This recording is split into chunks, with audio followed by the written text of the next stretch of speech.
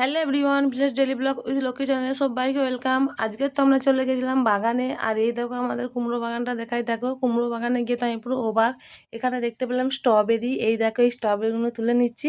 না স্ট্রবেরি নিয়ে একটু মজা করছিলাম। এটা হলো আমাদের এখানে একটা খুব প্রিয় ফল। এই ফলগুলো হচ্ছে যে পাখিরা খায়। এটা হচ্ছে তেলাকচু গাছ, আর তেলাকচু গাছে এই লাল লাল ফলগুলো হয়েছিল। আমি তো পুরো খুব অবাকই হয়ে গেলাম, কারণ এতগুলো ফল একসঙ্গে দেখে। আর এরপর তো আমাদের নার্সারিটাতে একটু ঘুরে নিলাম। এই নার্সারিটা একটু নাচানাচি করা হয়ে গেল।